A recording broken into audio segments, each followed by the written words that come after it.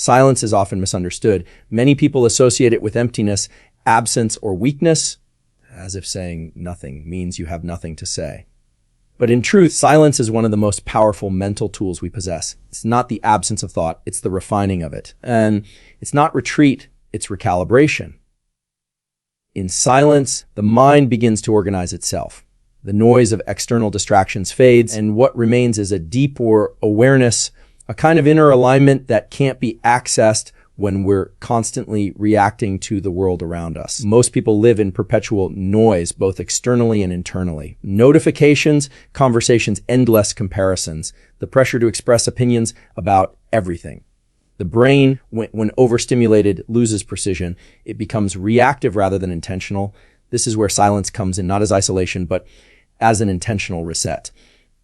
When you choose silence, you create a psychological boundary between you and the chaos of the external world. That boundary allows your nervous system to slow down, your attention to sharpen, and your emotions to stabilize. Neuroscience tells us that the brain requires periods of low stimulation to process and integrate information. The hippocampus, responsible for learning and memory, strengthens when given space to consolidate experiences.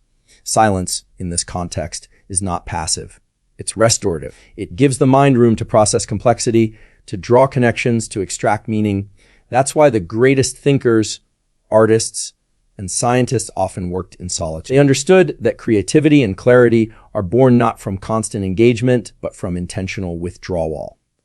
Philosophically, silence teaches restraint, the ability to pause before reacting.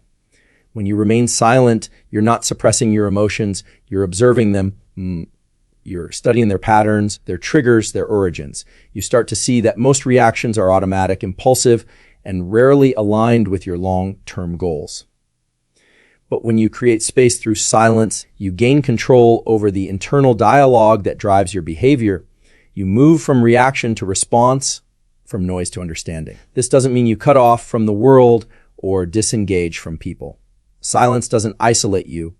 It refines you. It's the mental discipline of knowing when to speak and when to listen. In a conversation, silence allows you to actually hear. Not just the words, but the meaning behind them. It's the foundation of emotional intelligence. People who can remain silent in moments of tension project calm authority. They're grounded. They don't need to prove themselves with volume because their composure speaks louder than words ever could. There's also a deeper layer to silence. A spiritual one. When the external world quiets, you start to hear the subtler layers of your own consciousness. You notice how thoughts arise, how they fade, how they loop. You realize that your mind is constantly talking, narrating, judging, comparing, and that most of that dialogue is unnecessary. Through silence, you begin to separate your identity from your thoughts. You understand that you are not every idea that passes through your mind. This awareness is where personal power begins, because once you recognize that you are the observer of your mind, not the victim of it, you can direct your energy toward what truly matters. Practically, cultivating silence isn't complicated, but it does require intention.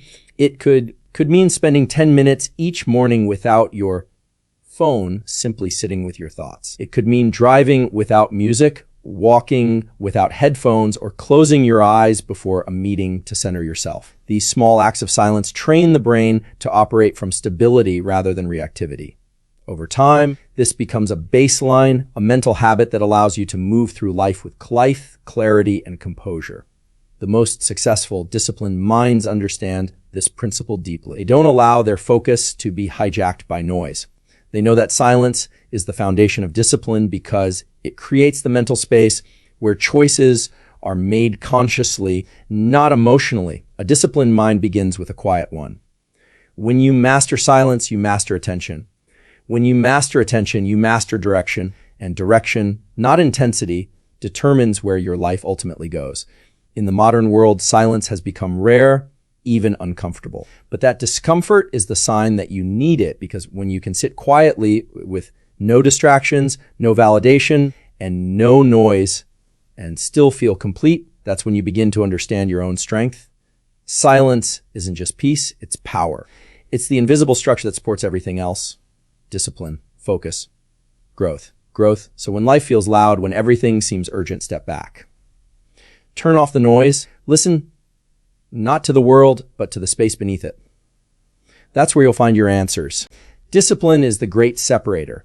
It's the difference between those who wish and those who execute, between people who drift through life and those who deliberately shape it. We often romanticize motivation, that burst of energy that makes us start something new. But discipline is what keeps the fire burning when motivation dies out, and it always does. Motivation is emotional, discipline is structural. One fades when conditions change, the other endures because it's built on commitment, not feeling. What neuroscience tells us is that discipline is not some mysterious force only certain people possess. It's a learned behavior, a rewiring of the brain through consistent action. Every time you resist temptation, delay gratification, or push yourself to follow through, you strengthen specific neural circuits associated with self-control. The prefrontal cortex, the area responsible for decision-making and long-term planning, becomes more efficient. Discipline literally builds a stronger brain. It's not about being naturally strong-willed. It's about training your biology to work for you instead of against you. But here's where most people get it wrong. Discipline isn't punishment. It's not self-denial or the suppression of joy. It's the alignment of your behavior with your values and long-term goals. It's saying no to what feels good now because you're saying yes to something greater later. Discipline gives structure to desire. It channels chaos into creation. Without discipline, even talent is wasted. You can have potential, intelligence, ambition, but without consistency, those things remain dormant. Discipline turns intention into reality. There's a psychological freedom that comes with discipline. When your habits are aligned with your goals, you stop negotiating with yourself. You no longer rely on whether you feel like it or not. You just do it. This reduces mental friction, the constant internal debate between comfort and progress. Your energy stops being consumed by indecision. That's one of the great paradoxes of discipline. It looks restrictive from the outside, but internally it creates space. It gives you control, and control over your actions, your emotions, your impulses is the foundation of true freedom. Philosophically, discipline is the practice of self-governance. It's an internal hierarchy where the rational mind leads, not the emotional one. The Stoics understood this well. They taught that mastery over the self is the highest form of power. Because if you can't command yourself, how can you command anything else? Discipline builds integrity between your intentions and your actions. It's how your word becomes your law. And when you live like that, with that internal coherence, your confidence becomes unshackable. You trust yourself because you've proven through repetition that you can rely on yourself. But discipline doesn't emerge from grand resolutions. It grows from small, consistent behaviors, from the micro decisions you make each day. You wake up when you said you would. You train when it's inconvenient. You finish what you start. Each of these actions reinforces a neural and psychological identity. I am someone who follows through. That identity becomes self-reinforcing. You no longer need to push yourself as hard because being disciplined becomes who you are. Now, it's also important to acknowledge that discipline isn't static. It fluctuates like energy. There will be days when you don't perform at your best, and that's fine. The key is to maintain momentum, not perfection. A disciplined person doesn't rely on emotion to keep going. They rely on systems. They build routines and environments that minimize friction and maximize execution. That might mean setting specific times for focus, limiting distractions, preparing in advance, or surrounding yourself with accountability. These structures act as external reinforcements for your internal discipline. Neurobiologically, this approach works because the brain thrives on predictability. When your habits become consistent, your brain conserves energy by automating those behaviors. This reduces resistance and increases follow-through. That's why routines aren't boring, they're powerful. They create stability in a world that's otherwise unpredictable. There's also a deeper layer to discipline that's philosophical, even existential. Discipline is the daily expression of purpose. It's how you translate meaning into motion. Every act of discipline says, I'm not here to drift, I'm here to build. And that's a profound statement. It's saying no to entropy, to chaos, to mediocrity. It's choosing to be an active participant in your own evolution rather than a passive observer. But discipline is not rigid control. True discipline is fluid. It adapts, it adjusts. It's not about obsession, it's about direction. It's in knowing when to push and when to recover. It's the intelligence to understand that sustainability matters more than intensity. If you burn yourself out chasing progress, that's not discipline. That's self-sabotage disguised as effort. The goal is balanced, consistent action guided by self-awareness. And when you live with that balance, that blend of structure and awareness, you start to notice something powerful. The world becomes quieter. The noise of distraction, the pull of instant gratification, the anxiety of comparison, it all fades because you've built something stronger inside you. A disciplined mind doesn't seek validation from the outside, it's driven within. In the end, discipline is not about control over your environment, it's about control over yourself within it. It's how you move from intention to execution, from chaos to clarity. Focus is the final piece of the formula, the force that turns silence and discipline into tangible power. Without focus, silence becomes isolation and discipline becomes motion without direction. Focus gives structure to your energy. It's the act of narrowing your attentions so precisely that everything else fades away. In that moment, the mind becomes like a laser, not scattered light, but concentrated energy capable of cutting through distraction, resistance, and self-doubt. In neuroscience, focus is a function of selective attention, your brain's ability to filter irrelevant information and sustain activity in neural circuits that support a specific goal. Every time you focus deeply, your brain releases acetylcholine and dopamine, two neurotransmitters that heighten alertness, sharpen motivation, and reinforce learning. In other words, the act of focusing not only drives performance in the moment, it literally trains your brain to become better at focusing in the future. Focus is plastic. It's a skill that strengthens with deliberate use and weakens with neglect. But we live in a world that's designed to fracture focus. Our attention is constantly pulled in multiple directions, notifications, headlines, social validation loops.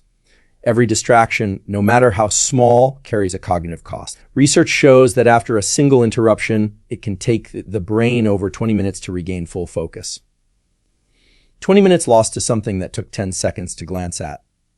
Over time, this creates a fractured mental state, a mind conditioned to skim rather than dive deep, to react rather than reflect.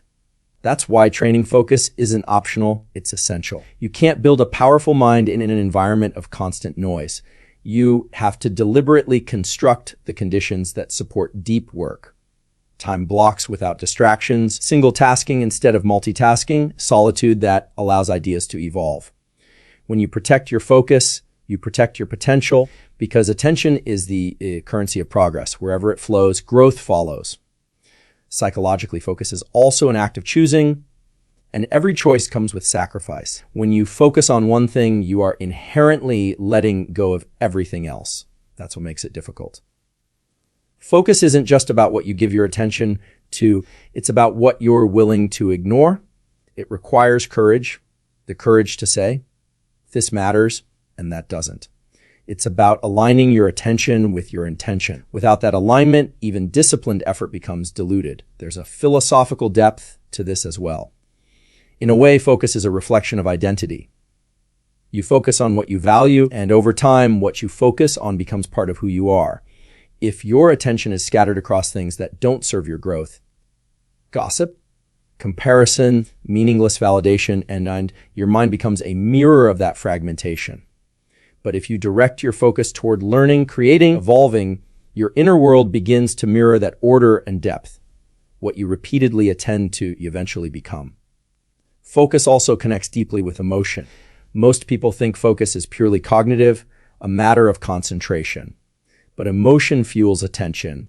When you care deeply about something, when it resonates with your values or identity, your brain naturally sustains focus longer. That's why passion, when channeled correctly, becomes a multiplier of focus. But emotion can also derail focus when unmanaged. Anxiety, resentment, or fear can hijack the same neural pathways that support attention. This is where silence and discipline, the first two components of the formula, come back into play. Silence quiets emotional noise, discipline stabilizes effort, and focus gives it direction. Together, they create a mind that is both calm and relentless. One of the most powerful psychological states tied to focus is flow, that immersive zone where action feels effortless and time dissolves. Flow occurs when challenge meets skill, when you're fully absorbed in the present moment. In flow, the brain's self-referential chatter, the inner critic, the self-consciousness, shuts down. You're not thinking about performing, you're simply performing. It's not a mystical state. It's neurobiology working at its peak. But reaching it requires one precondition: focus. You cannot enter flow while distracted, anxious, or overstimulated. Focus is the doorway. To cultivate focus in daily life, you must first respect attention as something sacred. Guard it with the same intensity you would guard your time, because in truth, they are the same thing. Simple practices help turn off notifications, use your environment to support deep work, and give your brain the gift of monotasking, doing one thing with full engagement. The quality of your life depends on the quality of your attention, and attention is finite. You can spend it on noise, or you can invest it in creation. There's also a humility to focus. It forces you to confront how easily your mind wanders, how quickly it seeks escape from discomfort. But this confrontation is where growth happens, because every time you bring your attention back, every time you resist distraction and choose presence, you are training mental resilience. You are reinforcing your ability to stay in control, even when the world demands that you scatter your energy. Over time, a focused mind becomes magnetic. People can feel it. That sense of presence, clarity, and depth, it's rare, and that's why it's powerful. Focus is the quiet authority that doesn't need to announce itself. It's the mark of someone who knows where they're going and refuses to be pulled off course. And the truth is, focus isn't just about performance. It's about peace. Because when you learn to control your attention, you learn to control your experience of life. You stop being pulled by every impulse, every distraction, every emotion. You move deliberately. You act with precision.